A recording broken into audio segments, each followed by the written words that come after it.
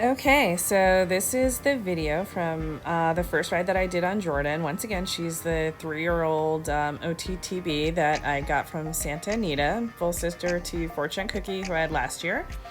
Whenever I get any horse off the racetrack, even though they've been ridden before, I treat them like they have not been ridden, just because it keeps me safe and it allows me to put all the training on them that I need and set up safety measures as well.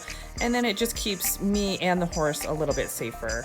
So here I'm long lining her one last time before I get on her, just to make sure that she knows how to steer and stop, and just checking all the boxes, all the safety boxes. And here I am doing what's called bridle bending. And this just basically means that I'm just kind of yielding her around and then making sure that she can flex and touch her side and just kind of flex in motion. And so this will get her ready for when I'm riding her and I start doing one rein stops, because that's basically what the first ride is. The first ride is all one rein stops and walking off, trotting off, and doing one rein stops and making sure that the horse is able to yield and give to pressure and know to stop moving their feet. It also sets up an environment that when you start pulling on the rein, the horse is less likely to give you resistance, and you won't get into problems such as maybe the horse flips over or, gets overly resistant and starts rearing or doing anything like that. And so that's why you want to just make sure you do your safety checks on the ground first before you get on the horse's back, because this allows you to see what the horse's personality is, what the horse's behavior will be once you swing over and get onto their back. And you should be evaluating the horse as much as they're evaluating you. And trust me, they are evaluating you. The whole time you're interacting with them, you're training them. Whether you like it or not, you are training the horse anytime you're interacting with them.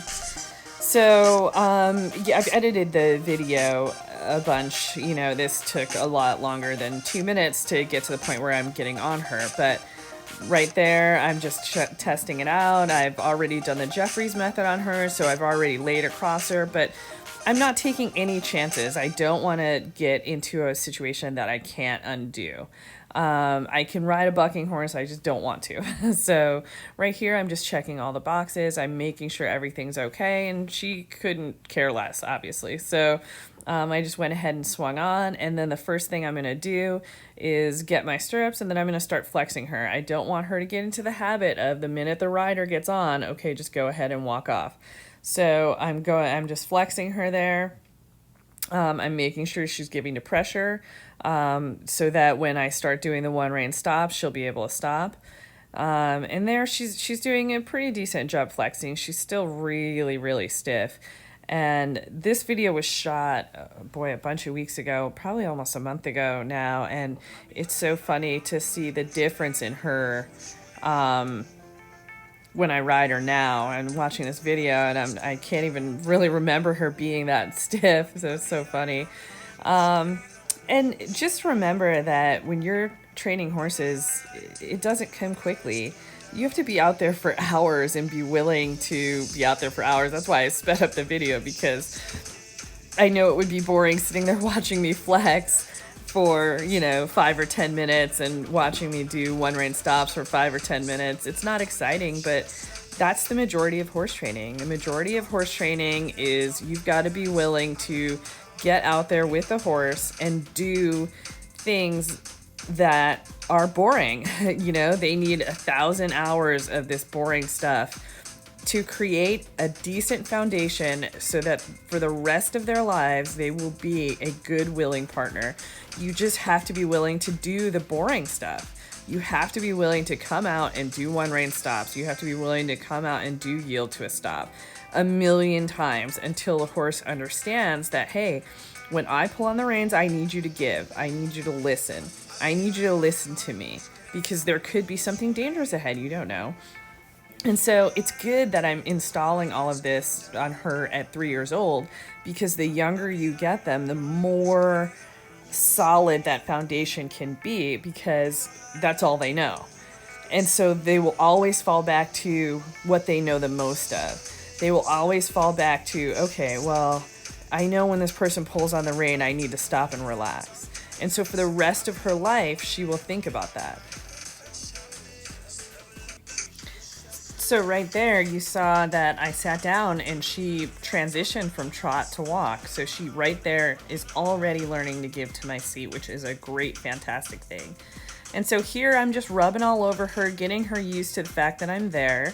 A lot of times babies, you'll be riding around on them, and because you ride well, you kind of sit still and they forget that you're up there. So I never want her to forget that I'm up there and then all of a sudden get startled and be like, oh my God, what's that? So I just basically want to, like Clinton says, ride her like you're drunk, you know, for that first time.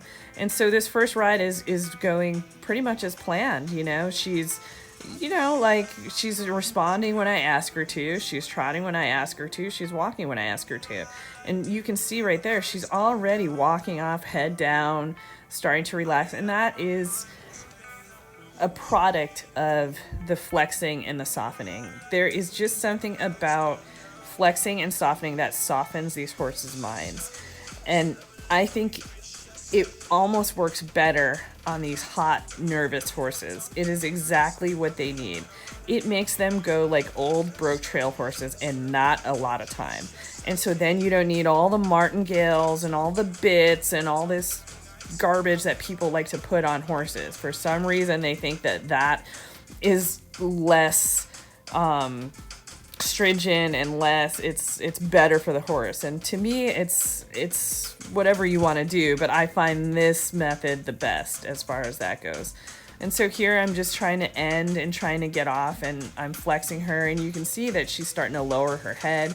She's starting to get the picture of this. And so basically that's what I want to get across, is that if you stay consistent in the method and you go out every day and you just chip away at it and you do all the boring stuff, then you can get to the fun stuff. So, all right, I hope everybody joins us for the next one when we do more riding of Jordan.